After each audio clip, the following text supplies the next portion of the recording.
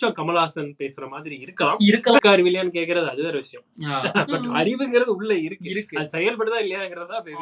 But mind எங்க இருக்கு? இந்த சேட் வந்து எப்படி வருது தெரியுமா?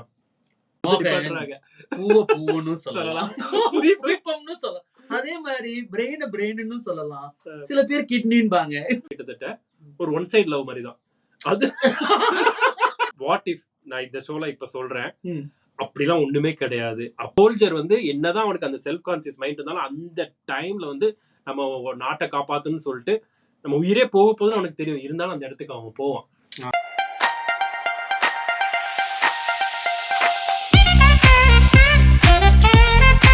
மோசரி டாக் செக்மெண்ட்டுக்கு நம்ம போக போறோம். இன்னைக்கு மோசரி டாக்ஸ்ல நம்ம என்ன பார்க்க போறோம்னா, இந்த மைண்ட் ஒண்ணு சொல்றாங்களே, தமிழ்ல சொன்னா அந்த மனசு அப்படின்னு ஒண்ணு சொல்றாங்கல்ல, அந்த மனசுனா உண்மையாவே அப்படி ஒண்ணு இருக்கா? சொல்லுவாங்க. நம்ம பாட்ஷா படத்துல ரஜினிகாந்த் வந்து இதுகிட்ட வேலை செய்ய மாட்டேன், இதுகிட்ட பார்த்து வேலை செய்ய அப்படின்னு சொல்லுவாரு. அப்படி எதுக்கிட்ட பார்த்து நீங்க வேலை செய்யறீங்க அப்படிங்கறத இன்னைக்கு வந்து நம்ம கவர் பண்ண போறோம். உண்மையாவே மைண்ட் ஒண்ணு இருக்கா? சயின்டிபிக்கலா கொஞ்சம் போவோம், லைட்டா அதுல பிலாசபிக்கல் சைடும் டச் ஆகும். இது எல்லாமே வந்து நான் வந்து ஒரு ரிசர்ச் பேப்பர்ல படிச்சது, இது வந்து என்னோட சொந்த கற்பனை கிடையாது. அதனால இவன் ஏதோ வளர்றான் அப்படின்னு நினைச்சு நீங்க நினைக்க வேண்டாம். 2-3 புக்ல படிச்ச விஷயங்கள், அதுதான் வந்து நீங்க நம்ம பேச போறோம். கொஞ்சம் கமல்ஹாசன் பேசுற மாதிரி இருக்கலாம். அது வந்து முடிஞ்ச அளவுக்கு நம்ம மக்களுக்கு எப்படி சொல்லுமோ அது வந்து சொல்லலாம். பிரெயின் அது இருக்கா இல்லையான்னு சொல்றதுக்கு என்ன சொல்லுவீங்க? ஹலோ, கண்டிப்பா பிரெயின் வந்து எல்லாருக்குமே இருக்கும். அது வந்து ஏன் இருக்குன்னு நீங்க சொல்றீங்க? ஏன்னா பிசிக்கல் என்டிட்டியா உங்களுக்கு மைண்ட்ல இங்க பிரெயின்னு ஒண்ணு இருக்கு. அதனால அது நீங்க இல்லைன்னு சொல்ல முடியாது. அறிவு இருக்கா அறிவில்லையான்னு கேக்குறது அது வேற விஷயம். பட் அறிவுங்கிறது உள்ள இருக்கு, அது செயல்படுதா இல்லையாங்கிறதா. பட் மைண்ட் எங்க இருக்கு? மைண்ட் இது வந்து என்ன கடவுள் இருக்கா இல்லையான்னு கேக்குற மாதிரி இருக்குல்ல. அதுவும் மட்டக்குள்ள தானே இருக்கணும். அதான் எங்க இருக்கு? அது வந்து பிசிக்கல் என்டிட்டி. அது பிசிக்கலா ஒரு என்டிட்டி கிடையாது இல்லையா? கரெக்ட் தான். யா ஓகே, நீங்க சொல்றது வந்து எனக்கு புரியுது. அதாவது வந்து ஒரு விஷயத்த இது வந்து மைண்ட்ன்றது கடவுள் மாதிரியோ, அதான் கடவுள் இருக்காரா இல்லையான்னு கேக்குற மாதிரி இருக்கு. சோ அதனாலதான் இது ஒரு ட்ரிக்கி क्वेश्चन டு ஆன்சர். சரி, இத வேணா நம்ம இந்த கம்ப்யூட்டர் படிச்சவங்க அந்த ஃப்ளோ சார்ட் போடுவாங்கல்ல, அத மாதிரி உங்ககிட்ட ஒண்ணு கேக்குறேன். இப்போ மைண்ட் வந்து எங்க இருக்கு அப்படின்னு நான் கேட்டேன். சரி, நீங்களும் அது கடவுள் மாதிரி எங்க இல்ல அப்படின்னு சொல்றீங்க. நான் இப்படி கேக்குறேன், why do we need mind? எதுக்கு இப்போ உங்களுக்கு மைண்ட் தேவை? மைண்ட் வந்து என்ன செய்யுதுன்னு நினைக்கிறீங்க? ரொம்ப சிம்பிளா கேக்குறேன். இப்ப கண்ணு வந்து பாக்குறதுக்கு உதவுது, கை வந்து இப்ப நம்ம சாப்பிட எல்லாம் உதவுது. அது மாதிரி மைண்ட் வந்து உங்க பாடியில இப்ப என்ன பண்ணுதுன்னு நினைக்கிறீங்க? மைண்ட் வந்து ஓகே, நான் மேபி பிரெயின்ன்ற ஒரு விஷயம் வந்து ஒரு ஏதாவது ஒரு விஷயத்தை நம்ம யோசிக்கிறோம்னா பிரெயின் வந்து மோர் ரேஷனலிசமா இருக்கும், மைண்ட் வந்து அதுல எமோஷன்ஸை கொண்டு வருமோ அப்படி சும்மா நானும் ஒரு குழந்தை அடிக்கிறேன். நானு பிரெயின் ரேஷனல், மைண்ட் வந்து எமோஷனல் நல்லா இருக்கு. பட் வந்து இது இன்னும் கொஞ்சம் நீங்க வந்து ஒரு லேபனாவே சொல்லுங்களேன். மைண்ட் வந்து இப்போ ஓகே, நீங்க பிரெயின் வந்து இப்ப நம்ம யோசிக்கிறதுக்கு, அதனால நீங்க ரேஷனல்னால என்ன யோசிக்கிறதுக்கு யூஸ் ஆகுதுன்னு சொல்றீங்க. லாஜிக்கலா இருக்கும்.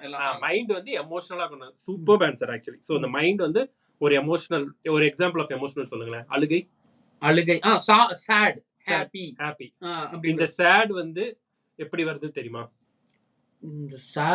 இப்ப எப்படி உங்களுக்கு டக்குனு இப்போ நான் உங்களுக்கு அடிக்கிறேன், வலி எப்படி வருது? அது ஒரு எமோஷன் தானே. எப்படி வருது? அது வந்து அதான் இது இங்க வந்து ட்ரிகர் ஆகி சிக்னல் போகுது. யார் பண்றா? அது சதை நிரம்பு. யார் பண்றா கடைசியா? அது மூளை, பிரெயின் தானே பண்ணுது.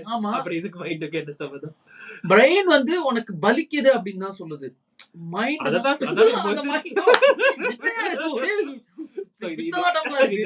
இந்த ஃப்ளோ சார்ட் என்னன்னா, இப்போ உங்களோட மைண்ட் என்ன பண்ணுது அப்படின்னு கேட்டா, ஏதோ பண்ணுது அப்படின்னு சொல்றீங்கல்ல, இந்த வலிக்கிற சம்திங், அது எங்க நடக்குதுன்னு கேட்டா அது உண்மையாவே ஆன்சர் பிரெயின் தான். நீங்க என்ன வேணாலும் சொல்லுங்க, அது நடக்கிறதுக்குரிய எபிக் சென்டர் வந்து பிரெயின் தான்.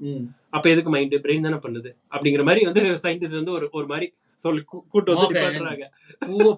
சொல்லலாம், அதே மாதிரி பிரெயின் சொல்லலாம், சில பேர் கிட்னின்பாங்க, சில பேர் வந்து மைண்ட்னு சொல்லுவாங்க. அந்த மாதிரி கரெக்ட் தான் ஆக்சுவலி. சோ இப்போ வந்து பிரெயின் வந்து யோசிக்கிறதுக்கு எல்லாமே இது பண்றீங்க, மைண்ட் வந்து எமோஷன் சம்பந்தப்பட்டன்னு சொல்றீங்க. ஆக்சுவலி ரொம்ப கரெக்டா சொன்னீங்க. ஏன்னா அதை பத்தி நம்ம வந்து ஃபுல்லாவே இது பண்ண போறோம். ஸோ ஹியூமன்ஸ் அண்டர்ஸ்டாண்ட் பண்ண வரைக்கும் மைண்டுங்கிறது இஸ் எமோஷனல் கனெக்ட் அப்படின்றாங்க. பிரெயின் வந்து சும்மா யோசிக்கிறதுக்கு எல்லாமே இது பண்ணும். ஆனா சயின்டிஸ்ட் சொல்றது என்னன்னா, நீங்க இந்த எல்லா ரியாக்ஷனும் எல்லாமே பிரெயின்ல தான் ட்ரிகர் ஆகுது. நீங்க சொல்ற அந்த எமோஷனுமே வந்து பிரெயின்ல தான். ஒரு ஹாப்பினஸ்னா அதுக்கு ஒரு ஹார்மோன் சுரக்குது, சேட்னஸ்னா அதுக்கு ஒரு ஹார்மோன், லவ்க்கு ஒரு ஹார்மோன், எல்லாமே சுரக்குது. அதை ட்ரிகர் பண்றது என்னவோ பிரெயின் தான் அப்படின்றாங்க. பட் ஓகே விடுங்க, நம்ம இப்படியே வச்சுக்கலாம். ஏன்னா நமக்கு ஹியூமன்ஸுக்கு தெரிஞ்சது வந்து எமோஷனல். நம்ம வந்து ஒரு ஹியூமன்ஸ் எப்படி பார்ப்பாங்கன்னா எல்லா விஷயத்தையுமே வந்து எமோஷனலா தான் வந்து கனெக்ட் பண்ணுவாங்க. ஒரு கணக்கு போட்டு மேத்தமெட்டிக்ஸாவோ இதுவோ பண்ண மாட்டோம். ஃபார் எக்ஸாம்பிள் உங்களுக்கு பிடிச்ச கார் இருக்கும், அந்த கார் மேல நீங்க எமோஷனலா இருப்பீங்க. ஒரு பழைய சைக்கிள் இருக்கும், அது மேல அந்த மெயில்கள் படத்துல ஏன் ஒரு ஜட்டி நீங்க போற ஜட்டில கூட எல்லாத்துலயுமே எமோஷனலா இருக்கலாம். இருக்கு. ஆனா அந்த மாதிரி இருக்கிற ஆட்கள் எனக்கு தெரியும். ஆட்கள் நீங்களே இருப்பீங்க, ஏதாவது ஒரு விஷயத்துல கண்டிப்பா இருப்பீங்க. ஒரு இன்மெட்டீரியல் இல்ல, ஏதாவது ஒரு துணி அந்த மாதிரி சொல்றீங்களா? டி-ஷர்ட் பாருங்க, கரெக்ட். ஜட்டில இருக்கணும் அவசியம் இல்ல, பட் ஏதோ ஒரு இன்மெட்டீரியல்ல வந்து நம்ம வந்து இருப்போம். இது எல்லாமே கிட்டத்தட்ட ஒரு ஒன் சைடு லவ் மாதிரி தான். அது திருப்பி உங்களுக்கு திடீர்னு ஜட்டில இருந்து ஒன் சைடுல அது ஏதாவது உங்களுக்கு திருப்பி காமிக்க போகுதா? இல்ல. சோ அதுதான் வந்து நம்மளோட வந்து இந்த உணர்வை வந்து வெளிப்படுத்துறோம். சோ அதுதான் வந்து ஹியூமன்ஸோட பேசிக். இதுவே நான் லிவிங் திங்ஸ் ஆப்வியஸ்லி அது ஒன்றும் பண்ண போறாது. நம்ம வந்து எல்லாத்தையுமே வந்து எமோஷனலா தான் கனெக்ட் பண்ணுவோம். அதுக்கு கனெக்ட் பண்ண தெரியுதா இல்லையாங்கிறத பத்தி நமக்கு கவலை கிடையாது. சோ அதுதான் வந்து ஒரு கான்சியஸ்னஸ் அப்படின்னு சொல்லலாம். ஓகே, இப்போ இது வந்து கான்சியஸ்னஸ்னா என்ன சொல்றது, தமிழ் என்ன சொல்றது, ஒரு நினைவு, ஒரு உணர்வு, சுய உணர்வு அப்படின்னு.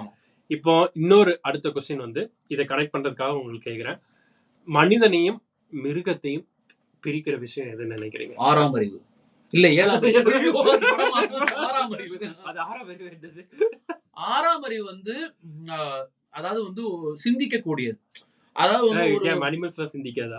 சிந்திக்க கூடிய இருங்க வர அதுக்குள்ள அவசரப்பட்டா ஏதாவது அதாவது இப்ப 5 சென்ஸ் வந்து காமன் மிருகத்துக்கும் மனிதனுக்கும். என்ன? அதாவது ஸ்மெல்லு, லிசனிங், டாக்கிங், சீயிங், அதுதான் இதெல்லாமே வந்து. ஆனா இந்த உணர்வு அப்படின்ற அந்த ஒரு விஷயம் தான் வந்து நம்மள வந்து அனிமலோட வந்து இது பண்ணது. அதாவது ஒரு விதமான சோஷியலைசிங் ஆர் ஒரு விதமான வந்து ஏன்னா வந்து அங்க வந்து ஒரு பிரிடேட்டர் நான் பிரிடேட்டர்ஸ்னா அவங்களோட அந்த இதுல மட்டும் தான் இருப்பாங்க, அக்ராஸ் இது போகாது. அங்கதான் நம்ம வந்து நல்ல பதில். அந்த உணர்வுன்னு சொன்னீங்க. இன்னொரு விஷயம் நீங்க ஒரு வேர்டு சொன்னீங்க, நான் இப்ப திருப்பி சொல்ல விரும்பல, ஏன்னா நீங்க ரொம்ப அட்வான்ஸ்டா கன்க்ளூஷன் போயிட்டீங்க. அது நம்ம கடைசியா இல்ல, ஆனா நல்ல உண்மையாவே உங்களுக்கு ஒரு உலக அறிவு இல்ல. இல்ல நீங்க சொன்ன அந்த உணர்வு தான் வந்து வித்தியாசப்படுத்து அப்படின்னு சொன்னீங்க.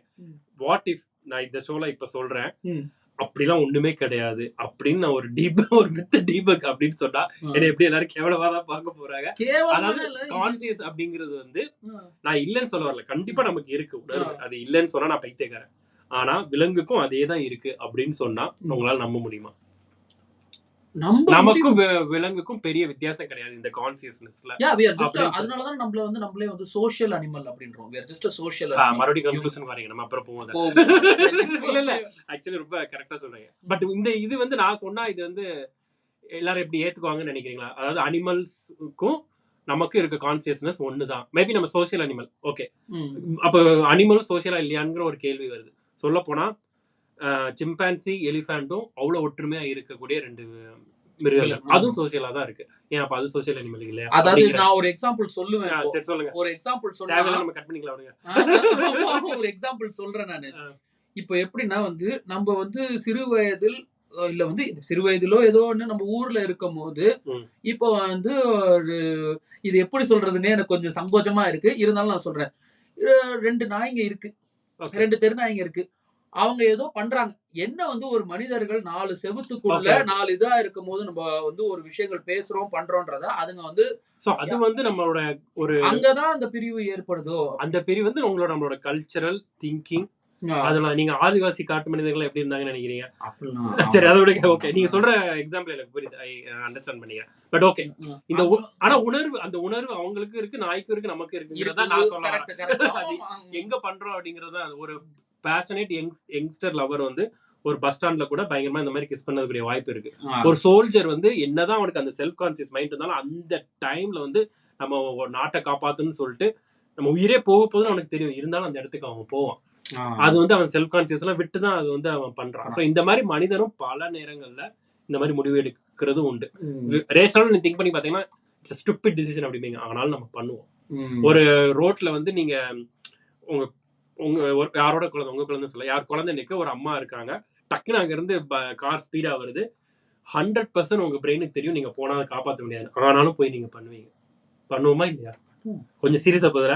இதுதான் வந்து ஆனா இது எல்லாம் அதான் சொல்றேன், நம்மளும் அந்த மாதிரி எல்லாமே பண்ணுவோம். நமக்கும் கான்சியஸ்னஸும் அதுதான் நான் சொல்ல வரேன். 2 பேருக்கும் ஓகே நம்ம இன்னும் கொஞ்சம் வந்து உங்களை ஈஸியா கொண்டு வரேன். ஒரு சில எக்ஸ்பெரிமெண்ட் வந்து பண்ணியிருக்காங்க சயின்டிஸ்ட், இதெல்லாம் ப்ரூவ் பண்ணதுக்கு. என்னன்னு சொல்றேன், ஒரு 100 ரேட், ஒரு 100 எலியல வந்து ஒரு டெஸ்ட் டியூப்ல வந்து தண்ணி எல்லாம் ஊத்தி அதுக்குள்ள வந்து 100 எலியே வந்து போட்டுட்டாங்க. ஓகேயா? இப்போ வந்து அது ஆப்வியஸ்லி வெளியே வர வந்து தண்ணி ஊத்தி பண்ணிட்டாங்க. ஆப்வியஸ்லி அது வந்து வெளியே வர ட்ரை பண்ணும். என்ன ஆகுதுன்னா ஒரு 15 நிமிஷம் ட்ரை பண்ணுது. 15 நிமிஷம் பொதுவாகவே இந்த எலிக்கு டிஸ்ட்ரெஸ் வந்து ரொம்ப ஜாஸ்தி. 15 நிமிஷத்துக்கு அப்புறம் அது வந்து கைவிட்டுரும். அப்ப அவ்வளவுதான் முடிஞ்சு, நம்மளால ஒண்ணுமே பண்ண முடியாது அப்படின்னு சொல்லிட்டு. ஆக்சுவலா எலிலாம் வந்து நம்ம வீட்டுல வந்து அந்த இதெல்லாம் வச்சு சாவடிப்போம் தெரியுமா, பேஸ்ட் மாதிரிலாம் வச்சு. ஆக்சுவலா அந்த பேஸ்ட்ல வந்து அது ஒட்டுறனால அது சாகுறது இல்ல. அது பேஸ்ட்ல ஒட்டிட்டு அது வெளியே போக முடியலையே அப்படிங்கிற ஒரு ஸ்ட்ரெஸ்ல தான் அது சாகுது ஆக்சுவலி. பட் எனிவேஸ் இது நான் சொல்ல வரது என்னன்னா, இந்த 15 இதையும் வந்து போட்டோன்னே இந்த 15 நிமிஷம் வரை ட்ரை பண்ணும். அதுக்கப்புறம் என்ன பண்ணு தெரியாம அப்படியே ஃப்ளோட் பண்ணுவோம். இதே மறுபடியும் அதே 100 ரேட்டை உள்ள போட்டுட்டு 15 நிமிஷத்துக்கு அப்புறம் அது கிவ் அப் பண்ணிட்டு நமக்கு தெரியும். 14வது நிமிஷத்துல அந்த ரேட் எல்லாத்தையும் எடுத்து வெளியே எடுத்துட்டு நீங்க அதை ட்ரை பண்ணிட்டு அதுக்கு சாப்பாடு கொடுத்துட்டு மறுபடியும் உள்ள போடுறீங்க. இப்ப அந்த ரேட் எவ்வளவு நேரம் இருக்கும்னு நினைக்கிறீங்க? இருக்கும், நிறைய நேரம் இருக்கும்னு நினைக்கிறேன். கரெக்ட். சோ அது வந்து அதே 15 நிமிஷம் இருக்காது. கிட்டத்தட்ட இவங்க எக்ஸ்பெரிமெண்ட் பண்ணி பார்த்தால 25 நிமிஷம் இருந்திருக்கு. எப்படி இந்த ஆக்ஷனை நீங்க நடுவுல பண்ணேன்னா எவ்ரி டைம் அது வந்து 15 நிமிஷம் தான் இருக்கும். ஆனா அதை வெளியே எடுத்துட்டு ட்ரை பண்ணிட்டு சாப்பாடு கொடுத்துட்டு உள்ள போட்டீங்கன்னா அது 25 நிமிஷம் வரை ட்ரை பண்ணுது. ஓஹோ, தப்பிச்சிருவோமோன்ற ஒரு நம்பிக்கை. Super point. எக்ஸாக்ட்லி. சோ அது எப்படி அந்த நம்பிக்கை வருது? இந்த பாஸ்ட்ல நடந்த அந்த மெமரி. அது இந்த நடந்து ஓகே நம்ம இந்த மாதிரி ஒரு விஷயம் நடந்திருக்கு, அந்த பாஸ்ட் மெமரி வந்து அதுக்கு ஒரு நம்பிக்கை வருது. ஒருவேளை நம்ம தப்பிச்சிருவோமோ, நம்மளை யாராவது காப்பாத்திடுவாங்களோ, நம்மளை காப்பாத்திடுவாங்கிற அளவுக்கு அது திங்க் பண்ண தெரியுமான்னு தெரியல. பட் வந்து தப்பிச்சிருவோம் அப்படிங்கறதுனால எக்ஸ்ட்ரா 10 மினிட்ஸ் வந்து ட்ரை பண்ணுது. ஸோ அந்த பாஸ்ட் சக்சஸ் தான் அதோட பிரெயின்ல ட்ரிகர் பண்ணி இதை வந்து கிட்டத்தட்ட இதெல்லாம் பாத்தீங்கன்னா மனிதங்களும் இத மாதிரிதான் செயல்படுவாங்க. நமக்கு வாழ்க்கையில என்ன நடக்குதோ அந்த ஒரு பாஸ்ட் ஹிஸ்டரி வச்சுதான் நம்மளோட முக்காவாசி ஆக்ஷனே ஃபியூச்சர்லயும் வந்து இருக்கும். இப்போ இந்த விஷயத்துல அந்த 15 நிமிஷத்துல வந்து அந்த ஆன்டி டிப்ரெஷன் ஆகுறதுக்கு ஒரு பிரெயின்ல இருந்து அதுக்கு ஒரு கெமிக்கல் வந்து இன்டியூஸ் ஆகும். ஓகே, அதனாலதான் வந்து அது கிவ் அப் பண்ணுது. ஓகே, நெக்ஸ்ட் டைம் பண்ணும்போது அது 15 நிமிஷத்துல இன்டியூஸ் ஆகாம இருக்கிறதுக்காக இன்னொரு கெமிக்கல் வந்து அதுக்கு சுரக்கும். அதுதான் வந்து அந்த டிப்ரெஷனை கம்மி பண்ற ஒரு கெமிக்கல். அதுதான் இன்னொரு எக்ஸ்ட்ரா டைம் கொடுக்குது. அதனாலதான் ஒரு 10 நிமிஷம் எக்ஸ்ட்ரா போகுது. கிட்டத்தட்ட அதே காம்பவுண்ட் எல்லாம் வச்சுதான் நீங்க ஸ்ட்ரெஸ்ஸா இருந்தா ஹாஸ்பிட்டல் டாக்டர்கிட்ட போனா உங்களுக்கு ஒரு டேப்லெட் சஜஸ்ட் பண்றாங்களா, அதுவும் வந்து அந்த மாதிரி ஒரு ஆன்டி டிப்ரெஷன் டேப்லெட் தான். இப்போ இது எவ்வளவு ஒரு எமோஷனலான ஒரு இது கிட்டத்தட்ட எமோஷனலா இருக்கா? நாம இப்ப சயின்டிஸ்ட் என்ன சொல்றாங்கன்னா, இப்போ வந்து அந்த டைம்ல வந்து அதுக்கு thousands ஆஃப் கெமிக்கல் வந்து அந்த பிரெயின்ல வந்து செக்ரேட் ஆகும். எந்த இது வந்து அது ஆன்டி டிப்ரெஷன் வந்து உருவாக்குதுன்னு நமக்கு தெரியாது. ஆனா நீங்க அதை கண்டுபிடிச்சிட்டீங்கன்னா, ஃபார் எக்ஸாம்பிள் ஒரு 10 இது நீங்க டவுட் பண்றீங்க, அந்த 10 ஒவ்வொன்னா வந்து அந்த ரேட்டுக்கு ஃபர்ஸ்டே அதை இன்ஜெக்ஷன் மூலமா செலுத்திட்டு அது 25 நிமிஷம் இருந்ததுன்னா அது எந்த கெமிக்கல்னு உங்களுக்கு தெரிஞ்சிடும். அதுதான் ஆன்டி டிப்ரெஷன் டேப்லெட். நீங்க போய் உங்க சிஇஓட்ட நான் கண்டுபிடிச்சிட்டேன் அப்படின்னு சொல்லி ஜாலியா என்ஜாய் பண்ணலாம். பட் அந்த எந்த இடத்துல என்ன சொல்ல வரேன்னா, ஒரு பிரெயினோட activity chemical, chemistry, physics, science, emotion எல்லாம் முடிச்சு